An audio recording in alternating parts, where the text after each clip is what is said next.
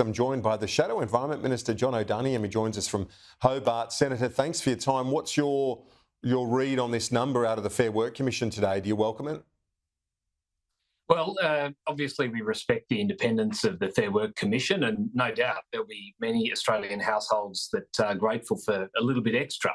But I suppose the headline takeaway for me in all of this is the forecasts that show that real wages will be 1.8% lower than they were in 2022, the middle of 2022, so 2 years on. We're not seeing things getting better overall.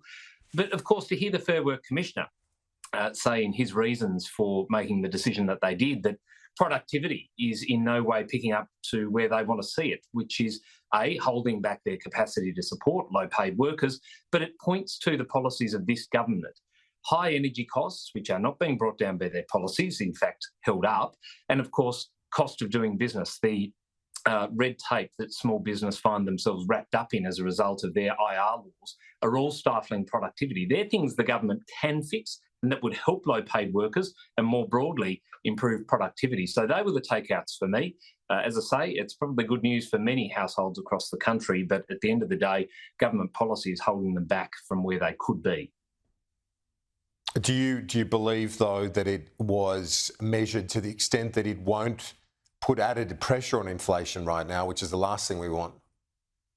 Well, the Fair Work Commissioner did point to the reasons why they didn't go any further. And of course, as I've already said, productivity was a key factor in that, and the fact that it hasn't picked up in the last 4 years and only just returned to growth.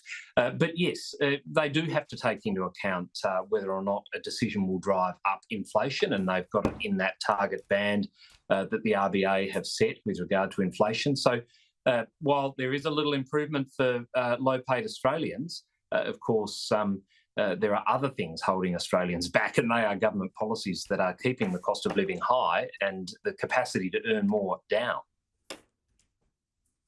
Some talk about Josh Frydenberg potentially reconsidering his move after the draft redistribution was released. What's your view on that? Do you think he should? Well, Josh obviously had made a massive contribution to Australian politics in his time as the member for Kooyong and as Treasurer and various ministerial roles that he occupied. I note that he hasn't committed to putting his hand up, and it is very much a matter for the rank and file members of the Victorian Liberal Party to make a decision about who their candidates are. I note they have a terrific candidate in Amelia Hamer already endorsed in the seat of Kooyong. And it is important to note also that the boundaries that have been put out, that's just a set of draft boundaries, a suggestion from the AEC, so there'll be a process to go through. But as for pre-selections in Victoria, as a Tasmanian senator, I won't be commentating on that, but note that we do have a fantastic candidate there. Jeff Kennett has said that Josh Frydenberg should put up or shut up. The challenge, if he were to do it, looks to me to be the transactional cost.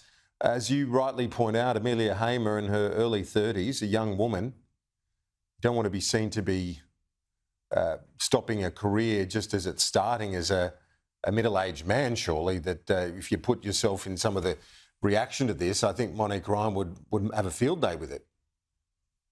Oh, look, how Monique Ryan intends to campaign, not having achieved a great deal for her electorate, is probably a matter for her.